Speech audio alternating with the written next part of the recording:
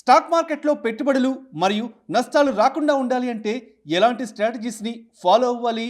ఇలాంటి ఆర్థిక అంశాలపై ట్రైనింగ్ సెషన్స్ కొరకు వెంటనే సంప్రదించండి Ganugupati trading academy.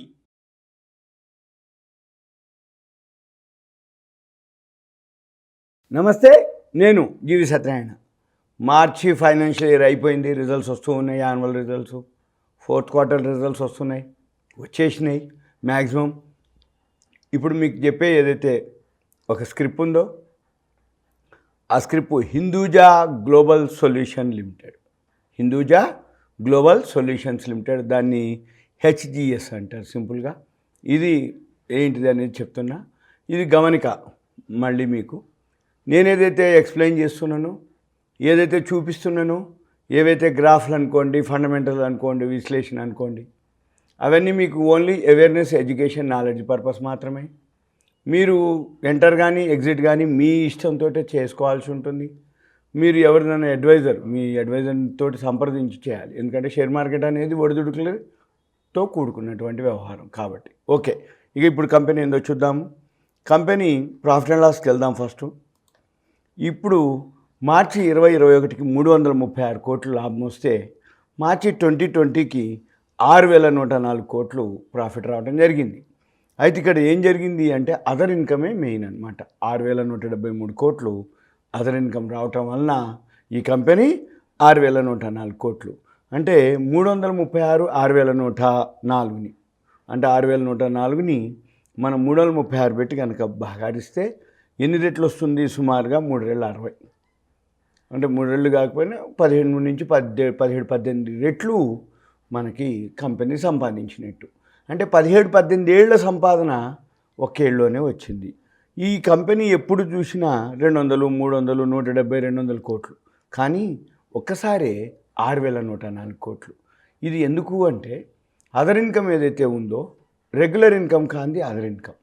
Other income ఎప్పుడైతే వచ్చిందో అది కూడా ఇన్కమ్ కిందకే ట్రీట్ అవుతుంది, అది కూడా నెట్ ప్రాఫిట్ కిందకే వస్తుంది. వచ్చే సంవత్సరం ఈ ఏదైతే నెట్ ప్రాఫిట్ ఉందో ఇది రిజర్వ్లోకి యాడ్ అవుతుంది. అంటే కంపెనీ స్ట్రాంగ్ అవుతుంది అని అర్థం. ఎప్పుడైతే రిజర్వ్లు ఉంటాయో ఆ కంపెనీ ఒక విధంగా హెల్తీ అనమాట. హెల్తీ వెల్తీ అంటే కంపెనీ ఎప్పుడైనా నష్టాలు వచ్చినా కానీ ఏం కాదు. తర్వాత ఇది మొన్న అంటే రిజర్వ్లు 42 కోట్లు ఈక్విటీ షేర్ క్యాపిటల్, 7,767 కోట్లు రిజర్వ్లు ఉన్నాయి, 308 కోట్లు బారోయింగ్స్ ఉన్నాయి. అది పెద్ద నెగ్లిజిబుల్. ఎందుకంటే 7,767 42 కోట్లు షేర్ క్యాపిటల్ వేస్తే 7,800 కోట్లలో 300 కోట్ల అప్పులు నెగ్లిజిబుల్, 7,500 కోట్లు ఇంకా కంపెనీలో ఫండ్స్ ఉంటాయి. అదేందో చూద్దాం.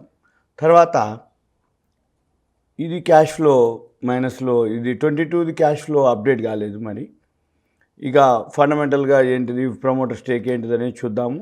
తర్వాత ఇది ఏం చేస్తుందో చూద్దాం. ఈ కంపెనీ ప్రొడక్టా సర్వీసా చూద్దాం. ఇది సర్వీస్ ఓరియంటెడ్, ఇది digital customer experience, Hinduja global technology software company. ఇది ఏమేం చేస్తుంది? ఈ కంపెనీ యొక్క ప్రొడక్టు సర్వీస్ అంటే సాఫ్ట్వేరు. ఈ సాఫ్ట్వేర్లో కూడా ఇది అనమాట intelligent automation, digital transformation strategy. వీళ్ళకి సుపీరియర్ కస్టమర్ ఎక్స్పీరియన్స్ ఉంది. తర్వాత మార్కెటింగ్ ఉంది వీళ్ళకి సపోర్ట్. వీళ్ళు HGS యాక్సిల్ ఇవన్నీ ఈ కింద మనం అబ్జర్వ్ చేస్తే వీళ్ళు ఏదైతే speeding up the ERS rental car replacement process with group messaging, a transport transformation growth through automation. వీళ్ళు ఏమేం చేస్తారు? Deep expertise in your industry. వాళ్ళు automotive, banking, financial, consumer electronics, consumer package goods, health care వీటన్నిటికి service చేస్తారు వీళ్ళు. Software, insurance, public sector, retail and ecommerce, telecom, travel and hospitality. ఇది సింపుల్గా HGS యొక్క ఇన్ఫర్మేషను. ఇది కంపెనీ యొక్క అంటే వెబ్సైట్కి వెళ్తే మనం చూడటానికి, ఎప్పుడైనా కానీ కంపెనీ యొక్క వెబ్సైట్కి వెళ్తేనే మనకి అది ప్రోడక్టా సర్వీస్ అనేది తెలుస్తుంది మనకి సింపుల్గా. నెక్స్ట్ ఇప్పుడు కంపెనీ యొక్క మళ్ళీ మనీ కంట్రోల్కి వెళ్ళి ఇక్కడ హెచ్జిఎస్ ఎంటర్ చేస్తే ఇది ఓన్లీ ఎన్ఎస్సి బిఎస్సిలో ఉంది. 1960 ఇయర్లీ హై, 846 లో ఉంది, ఇప్పుడు 960లో ఉంది. అయితే బోనస్ ఇవ్వటం జరిగింది. ఇక్కడ నేను కార్పొరేట్ యాక్షన్కి వెళ్తున్నా. ఇక్కడ మీకు ఈ మధ్య కాలంలో బోనస్ ఇవ్వడం జరిగింది. మొన్న జనవరిలో, ఫిబ్రవరి 22కి ఎక్స్ బోనస్. అందుకని ఈ ఫైనాన్షియల్ ఇయర్లో ఇక్కడ మనకి ఏదైతే బ్యాలెన్స్ షీట్కి వెళ్తున్నామో ఇక్కడ 21 crores షేర్ క్యాపిటల్ 42 కోట్లు అయింది. అంటే 1:1 బోనస్ ఇచ్చినప్పుడు ఒకటికొకటి బోనస్ ఇచ్చినప్పుడు డబల్ అవుతుంది షేర్ క్యాపిటల్. అది ఒకటి. ఇక తర్వాత ఇప్పుడు మనము ఏదైతే కంపెనీ ఇన్ఫర్మేషన్ ఉందో 4013 కోట్లు మార్కెట్ క్యాపిటలైజేషన్. ఇక పిఈ రేషియో 7.32, సెక్టార్ పిఈ 34.17, అంటే 7/35, అంటే ఇంకా 5 times పెరిగే స్కోప్ ఉందని చెప్పటం. అంటే 34 రూపాయలది 7 రూపాయలకి, 7/35, అంటే రూపాయిది 20 పైసలు 22 పైసలకి వస్తువు దొరుకుతుంది అని అర్థం.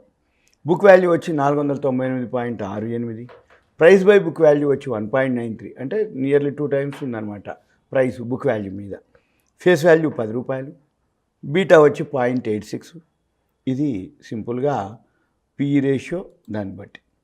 ఇక నెక్స్ట్ ప్రమోటర్ స్టేక్ వచ్చి 67.13, ప్లెడ్జ్ లేదు, అంటే తనఖా లేదు, అంటే ఉన్న షేర్లు అన్నీ కూడా ప్రమోటర్ దగ్గర ఉన్నాయి. ఎఫ్ఐఏలు వచ్చి 6.08, డిఏఏలు domestic institutional only 0.12. Next public దగ్గర మాత్రం 26.67 ఉన్నాయి. ఇప్పుడు మళ్ళీ ప్రమోటర్ క్లిక్ చేసిన సి టాప్ హోల్డింగ్స్ ప్రమోటర్ ఎవరెవరు, Hinduja group, next Amas Mauritius limited, తర్వాత Hinduja reality venture, Hinduja group jointly with Hinduja reality venture ఇలా, తర్వాత Harsha Ashok Hinduja joint Ashok Hinduja, Ashok P Hinduja, Asia corporation, Ambika Ashok Hinduja, ఈ హిందూజా అనమాట, వీను ఎస్ హిందూజా. ఇది సింపుల్గా ఎవరెవరైతే అంటే ప్రమోటర్స్ హిందూజా గ్రూప్. నెక్స్ట్ ఇప్పుడు ఏదైతే ఈ కంపెనీ ఉందో ఈ కంపెనీ అంటే మనము గమనించాల్సింది ఎక్కడ అంటే ఈ స్క్రిప్పు ఇక్కడ గ్రాఫ్లోకి వెళ్తే మీకు పీర్స్కి వెళ్తే చూపిస్తుంది. వీళ్ళంతా సాఫ్ట్వేర్ వాళ్ళు, టాటా ఎలక్సీ, ఎంఫసిస్, ఎల్ఎన్టీ టెక్నాలజీ, వీళ్ళ పీర్స్ అంటే సేమ్. ఇక చార్ట్లోకి వచ్చినప్పుడు మీకు ఇక్కడ 50 days మూవింగ్ యావరేజ్ కంటే కింద ఉంది, కానీ సపోర్ట్ తీసుకుంది వి షేప్లో. ఎప్పుడైతే సపోర్ట్ తీసుకుందో వి షేప్లో పెరుగుతుంది. 50 DMA దాటితే ఇంకా పైకి పోతాడు, 200 DMA దాటితే ఇంకా పైకి పోతాడు. మీరు గమనిస్తే 1 year 3 years బాగా లోకి వచ్చింది, లో నుంచి సపోర్ట్ తీసుకుంది. మీరు ఎప్పుడైనా కానీ ఏం చేయాలి, ఇప్పుడు నేను చెప్పేవన్నీ కూడా వాల్యూ ఉన్నటువంటివి, ఫండమెంటల్స్ స్ట్రాంగ్ ఉన్నటువంటి స్క్రిప్ట్స్. కానీ సింపుల్గా మీరు ఎప్పుడు హైలో కొనకూడదు. ఎప్పుడైనా కానీ ఫండమెంటల్ తెలిసింది, టెక్నికల్ తెలిసింది. టెక్నికల్ ఏం చెప్తుంది, ఎంటర్ ఎగ్జిట్ చెప్తుంది. ఫండమెంటల్ ఏం చెప్తుంది, వాల్యూ చెప్తుంది. నేను మీకు ఏం చెప్తున్నా, వాల్యూ చెప్తున్నా, టెక్నికల్గా ఎంటర్ ఎగ్జిట్ ఎక్కడ అవ్వాలనేది చెప్తున్నా. ఎక్కడ అవ్వాలి ఎంటరు, పైనుంచి కిందకి వచ్చి వి షేప్లో ఎప్పుడైతే గ్రాఫ్ తిరుగుద్దో అక్కడ మీరు ఎంటర్ అవ్వాలి. అది కూడా వి షేప్లో తిరిగినాక 50 DMA 200 DMA దాటుతుందా లేదా అక్కడ చూపిస్తుంటుంది. అప్పుడు మీరు వి షేప్లో తిరిగినప్పుడు ఎంటర్ అవ్వచ్చు. లేదు కొంచెం ధైర్యంగా 50 DMA దాటిన తర్వాత అయితే ఎంటర్ అయితే ఇంకా ధైర్యం, అంటే ఎందుకు ప్రాఫిట్. అయితే వి షేప్లో తిరిగి 50 DMA వచ్చేటప్పటికే ఆ షేర్ ప్రైసు పెరిగి ఉంటుంది. కాబట్టి మీరు ఎవరైతే రిస్క్ తీసుకునే వాళ్ళు ఉంటారో వి షేప్ అప్పుడే మీరు ఎంటర్ అవ్వాలి. ఇకపోతే ఇది సింపుల్గా మీకు ఓన్లీ ఇన్ఫర్మేషన్ మాత్రమే. ఇది నాలెడ్జ్ ఎడ్యుకేషన్ పర్పస్.